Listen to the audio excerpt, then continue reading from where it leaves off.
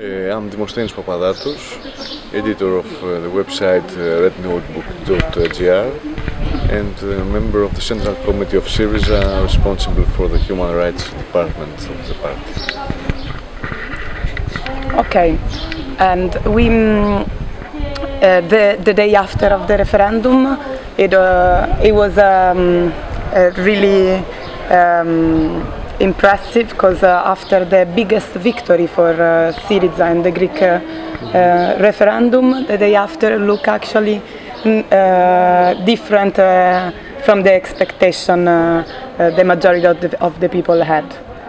I will start from the great victory, because it was something incredible, even for the people of the movements who have a perception of what is happening in the Greek society these 5 years. It was a referendum with an incredible blackmailing,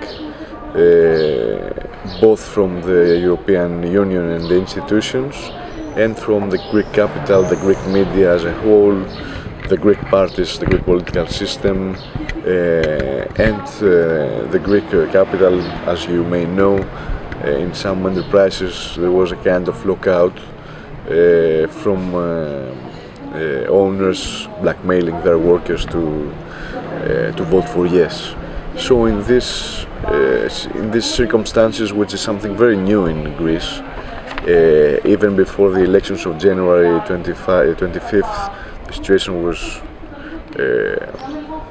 not that extraordinary.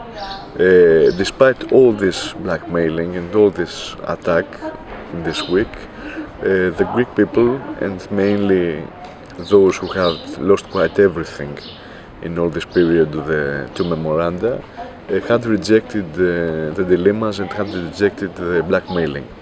I have to note here that it was a credible threat on behalf of the debitors and the institutions.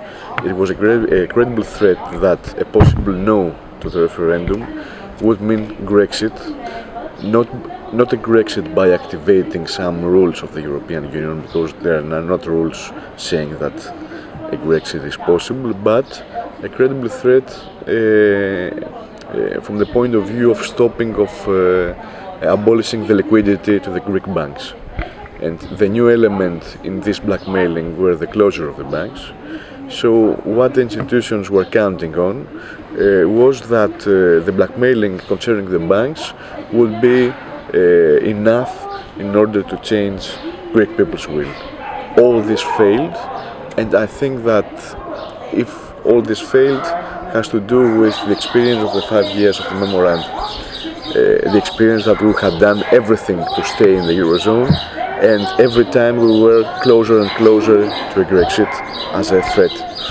So the next day, the Greek government, as you know, had asked a no in order to strengthen its position to continue the negotiations.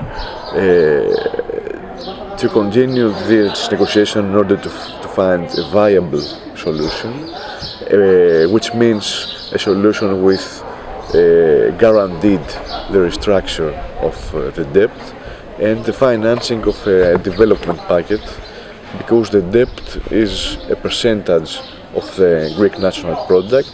So if the national product, if there is no development, the paying back of the debt is something unthinkable.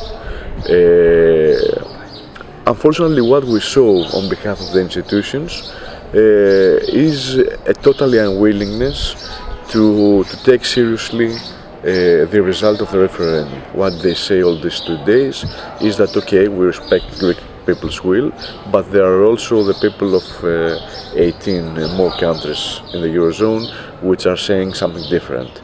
So their clear intention is to modify what is happening in the Eurozone, which is a struggle between the working classes and the financial capital all over the continent, to modify it, to change it to a war between countries and nations, which is something that in my point of view, guarantees the dismantling of the European Union as a whole. It's not a thing if Greece should take or not take finance in order to continue. The problem, the question is in which European Union to continue. Because all this blackmailing, which has tried to modify the popular sovereignty to nationalism, this is the experiment, the argument of the institutions, that it's a kind of nationalism if you say no to austerity, poses the question, which kind of solidarity can keep the European Union unified.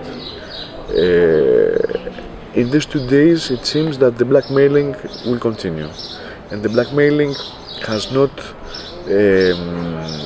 is not a game which is being played with arguments or rules, or not principally with arguments and rules.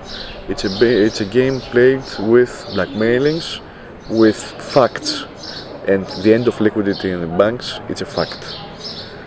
So the Greek government has to choose either to go back to this blackmailing and to sign a memorandum, or to solve the problem of liquidity, which is very strong, very serious, even by turning back to a national currency. The institutions officially say that Brexit will be a collective disaster. I'm not sure they have done their best to avoid it. And in these 2 days have been heard some scenarios concerning an alternative financing as a bridge for Greece to go to a third program, to a third memorandum. What we have seen till now is that the European Union do not want the catastrophe in a day, so the big event, the big night in Eurozone. So I'm among the optimists, but my optimism is mainly based on this tremendous political earthquake of Greece and not at the willingness or the solidarity of the Troika.